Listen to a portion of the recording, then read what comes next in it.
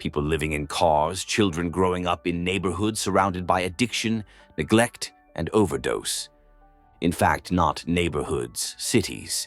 In several Pennsylvania counties, more people are dying from drugs than are being born. While the rest of the world still thinks of Pennsylvania as the land of historic Philadelphia, Green Mountains, the Amish, and the Liberty Bell, those who live there know that the reality is quite different. There are broken cities, city halls without enough money to even fill potholes, hospitals without doctors, neighborhoods without schools, and the people, aging, sick, abandoned.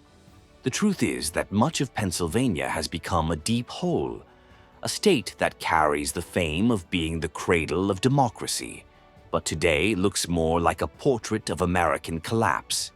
And it is this side that Bello Mundo will take you to see now.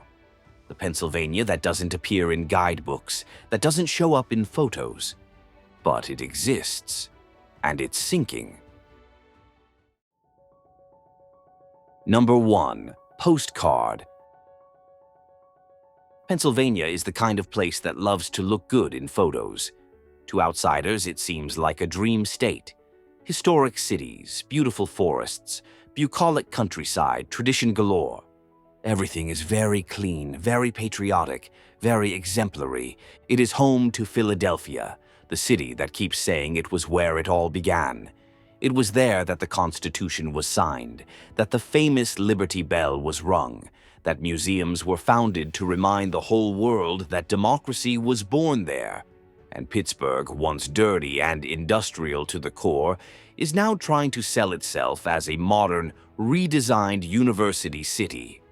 In the countryside, the image continues to yield postcard views. Amish communities that seem frozen in time, green fields, beautiful mountains, and small towns where everyone knows each other by name. Pennsylvania is sold as the traditional heart of America, a state that has managed to balance the old and the new, the urban and the rural, tradition and progress. But none of this shows what really matters, because outside the tourist circuit, the story is different. The real Pennsylvania is a state with an aging population, towns stuck in time, crumbling infrastructure, and growing inequality. What remains in many places is fatigue, abandonment, and cracks that no one wants to show. It is through these cracks that we will now enter. But first, we need to tell you about the past so you can understand the present. Number 2. History. Understanding Pennsylvania today requires going back in time, because the hole the state has gotten itself into didn't appear out of nowhere. It all began in the 18th century, when the territory was colonized by English, German, Dutch, and Scottish settlers who came to occupy a fertile and strategic land. The region grew rapidly and soon became the stage for the main events of the United States independence. The city of Philadelphia, for example, was where the Declaration of Independence was signed. For a long time, it was considered the true political heart of the country. But it was in the 19th century that Pennsylvania became an industrial powerhouse. Coal mines, steel mills, railroads, and shipyards moved millions of dollars. Cities like Pittsburgh exploded with growth. Jobs multiplied, unions grew stronger, and the state became synonymous with progress. But all this wealth had an expiration date. Starting in the 70s, American industry began to lose steam, and globalization accelerated the transfer of factories to countries with cheaper labor. Pennsylvania, which was heavily dependent on steel, coal, and heavy manufacturing, went into decline. Unemployment rose, municipal tax revenues fell, public services began to grind to a halt, and what was once a symbol of prosperity became a state marked by stagnation. Today, Pennsylvania still carries this legacy in an uneven way. Some cities have reinvented themselves. Others have fallen by the wayside. They stopped in time. They dried up inside. And it is these cities that we will talk about now. Number 3. cities that collapsed from within. There are cities in Pennsylvania that imploded in silence. It didn't happen all at once, nor was it accompanied by fanfare. It happened gradually, like a building that cracks until it can no longer support its own weight. Reading, Scranton, Johnstown, Chester, all of them had their heyday, with factories running at full steam, strong unions, and public schools full of students. Today, they live in the shadow of what they once were. These cities have entered a program known as Act 47, a kind of last resort created by the state government itself to try to prevent municipalities on the brink of bankruptcy from becoming ghost towns. Entering this program is almost like signing a death warrant. It means that tax revenues are not enough to cover even basic services, that the population has left, and that the debt has become an impossible hole to fill. Some have even officially left the program. But leaving does not mean recovering. Many have only learned to survive with less, and in some cases with almost nothing. The cuts came in everything: schools, healthcare, transportation, lighting. What you see today in these cities are entire neighborhoods emptied out, schools closed, businesses shuttered, and families trying to carry on where there is no longer any infrastructure. In some places, half of the buildings are empty or condemned. The factories, which were the heart of the local economy, left decades ago, and the investments that were promised to replace them never arrived. And if the city goes broke, imagine who lives there. Number 4. Unemployment. When the factories closed, many people thought it was just a phase, that the cities would find a way, that the jobs would come back. But they didn't. What happened was the opposite. Pennsylvania lost its industrial strength, and with it came decades of unemployment, neglect, and growing inequality. In April 2024, the official unemployment rate in the state was close to 4%.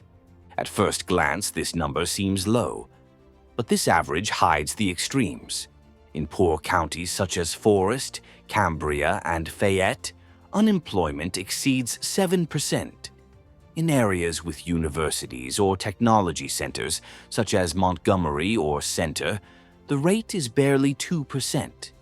This gap between rich and poor regions is a snapshot of Pennsylvania's structural inequality. And it also has a color. Black, Latino, and Native American residents face much higher unemployment rates than non-Hispanic whites.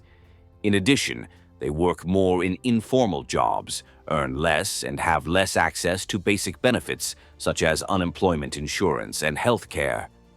At its core, the problem is not just a lack of jobs, it is a lack of real opportunities. Many young people finish high school with no prospects for the future. Technical courses are scarce in the most affected regions, and when jobs do become available, they require qualifications that few there have had the chance to obtain. But the unemployment crisis does not end at the factory gate. It spreads to the streets. Number 5. Housing crisis and homelessness. When jobs disappear, homes usually go with them. First comes late rent, then the eviction notice, until finally the floor disappears. People who once paid their bills and clocked in for work find themselves sleeping in their cars, in crowded shelters, or in tents on the street. The housing crisis, which has already taken hold in many parts of the United States, has hit Pennsylvania hard. And now it is widespread in urban centers, suburbs, and even smaller towns in the countryside. In 2024, the number of homeless people in the state exceeded 14,000. This is a jump of more than 12% over the previous year. In Philadelphia alone, there were more than 4,300 people living on the streets, almost 1,000 of them sleeping directly on the sidewalk. Kensington, already a vulnerable neighborhood and a predominantly low-income working-class area, has become a symbol of urban collapse, with makeshift camps, accumulated trash, and entire families living in the open. And the most shocking thing is that most of these people work. But even so, they cannot afford to pay rent. The state currently has a deficit of more than 130,000 affordable homes. There is a shortage of public housing, while large groups speculate on empty properties. There are vacant buildings on one side of the street and people sleeping on the ground on the other. Those most affected are always the same: the elderly, single mothers, ex-convicts, and precarious workers. The waiting list for a shelter can last for months, and when there is nowhere else to go, the street becomes the only option. Some cities, instead of solving the problem, prefer to punish. They criminalize those who set up tents, remove people by force, and impose fines. But none of this solves the structural problem. And in these urban camps, amid the chaos and abandonment, an even more lethal crisis lurks. Number 6. The Opioid Crisis. The truth is that the tents on the sidewalks do not only shelter poverty, they hide a silent epidemic that has been killing thousands of people every year. The opioid crisis has become a tragedy in its own right, and in Pennsylvania it is already shaping the landscape of entire neighborhoods. In 2023, more than 4,700 people died of drug overdoses in the state. That's one life lost every 2 hours. 8 out of 10 deaths involved opioids, and the villain has a name: fentanyl, an extremely strong, cheap, and virtually impossible to control synthetic drug. But it didn't stop there. Even more dangerous drugs began to circulate on the streets, such as nitazene, a more potent mutation of common opioids, and xylazine, a veterinary tranquilizer that causes severe injuries and does not respond to antidotes. All mixed together, all sold clandestinely, and all consumed by people who, in many cases, just wanted to relieve their pain. In neighborhoods like Kensington, addiction has become part of everyday life.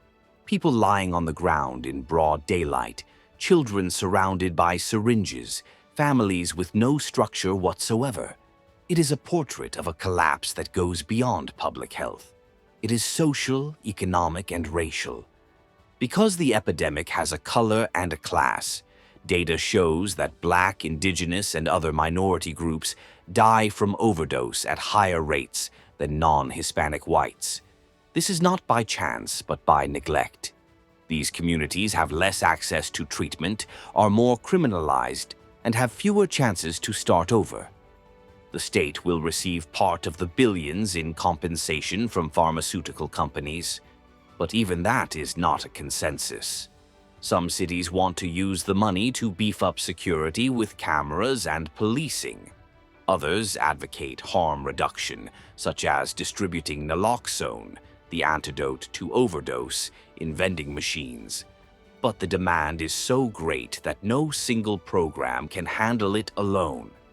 Healthcare professionals are exhausted, shelters and treatment centers are overcrowded, and every day another family is destroyed. This crisis lays bare what has failed: healthcare, the job market, housing, and above all, caring for people. Because where the state fails, drugs arrive, and they arrive with a vengeance. And since we've started talking about the inequalities that run through all of this, now is the time to face head-on another problem that is as old as it is current: the racial conflicts that continue to explode in the midst of this scenario. Number 7. Social inequalities and conflicts. Inequality in Pennsylvania did not start yesterday. It comes from afar, with roots that span centuries. In the 19th century, the state was seen as a bastion of the abolitionist struggle. Philadelphia, for example, was home to activist newspapers, black churches, and a resistance network that helped enslaved people escape from the South. It was there that important stops on the Underground Railroad, the clandestine Freedom Trail, operated. It was also in Pennsylvania that the Battle of Gettysburg took place, one of the bloodiest and most decisive battles of the American Civil War, a moment that, in theory, sealed the end of slavery and reinforced the ideal of equality in the country. But the story that began with the promise of justice took a different turn. The stage changed, and what was once an open struggle for freedom turned into a silent war disguised as statistics. A war made up of prejudice, exclusion, and abandonment. And the worst part is that many people pretend it's not happening. In 2023, the state recorded nearly 300 hate crimes reported to the FBI. That's almost double the number recorded 2 years earlier. Most were racially or ethnically motivated. The main victims? Blacks, Asians, Latinos, Jews, Muslims. And the attacks range from physical assaults to graffiti in schools, destruction of religious temples, and threats on social media. Intolerance has gained a face, a voice, and territory. State agencies have already warned that extremist groups are spreading across the state, not only in large cities but also in impoverished rural areas. And this is no coincidence. Radicalization finds space precisely where there are no jobs, schools, or assistance, where the feeling of abandonment is greater than any promise of progress. It is a dangerous cycle. Frustration turns to anger, anger turns to hate speech, and hate speech turns to attack. Meanwhile, those who need protection the most are precisely those who are targeted by intolerance. And to think that this is the same state that once prided itself on fighting for freedom. Number 8. Health, aging, and the care crisis. While young people face unemployment and overdose, another drama is quietly unfolding across Pennsylvania: the aging population. Today, more than 1 in 5 residents is over the age of 65. And in rural areas, that proportion is even higher. With few births and many young people leaving, the state is aging fast and alone. The problem is that no one seems prepared for this. The healthcare system is already showing signs of collapse. More than 400,000 people depend on home care, but every month there are not enough caregivers to cover more than 100,000 shifts. These are people who need help getting up, bathing, eating, and there is simply no one to help them. In hospitals, the situation is also critical. Most emergency rooms are operating above capacity. In long-term care facilities, more than half are already refusing new patients due to staff shortages. It is estimated that the state needs more than 2,600 professionals just to meet basic needs. And if nothing changes, this deficit could explode in the coming years. Those who still work in this field carry the burden on their shoulders. Long hours, low wages, and little recognition. Most are women, many immigrants, doing essential work that almost no one values. Worse still, home care, which should be a dignified alternative, is becoming a luxury. And there is a real risk on the horizon. If the U.S. Congress cuts part of the funding for Medicaid, the federal health program for poor and elderly people, Pennsylvania could lose more than $3 billion in funding. This debate has already reached Congress, and if the cuts happen, collapse will be inevitable. Number 9. Environment and pollution. To close our journey through the dark side of Pennsylvania, there is an invisible enemy that no one can ignore: the destruction of the environment. For decades, the state was the engine of American industry, with coal, steel, and dirty energy. But that legacy came at a high price. A recent report released by the Penn Environment Research and Policy Center, a statewide nonprofit organization, revealed that just 12 factories, known as the Dirty Dozen, are responsible for nearly 20% of the state's polluting emissions. Just 2 coal-fired power plants dumped more than 14 million tons of carbon dioxide in a single year, and the effects are in the air we breathe. Pittsburgh was listed as one of the most polluted cities in the United States in 2024. Philadelphia also received an F grade for air quality. Even rural areas, such as Lancaster County, face toxic particles hovering over crops and homes. Water has also become a serious problem. A recent study found dangerous chemicals in more than 70% of the state's rivers and streams. These are so-called forever chemicals, substances that do not degrade and accumulate in the human body, potentially causing cancer, hormonal imbalances, and even infertility. In several cities, schools and housing projects discovered too late that their well water was already contaminated. In rural areas, the concern now is with natural gas companies. Hydraulic fracturing, the technique of breaking up the ground with pressure to extract gas, continues to be used in residential areas. And what many people fear is that this is also contaminating the water that supplies their homes. In other words, what is being sold here is a land of tradition, balance, and progress. But what lies behind the postcard image is a state marked by crises. If the government continues to turn a blind eye, Pennsylvania's future may be even more toxic than the industrial past it is trying to leave behind. And that concludes our journey through the dark side of Pennsylvania. Now, tell us in the comments, did you already know about this other side of the state? If you enjoyed this video, please like it and subscribe to Bello Mundo. Thank you very much for joining us, and see you next time.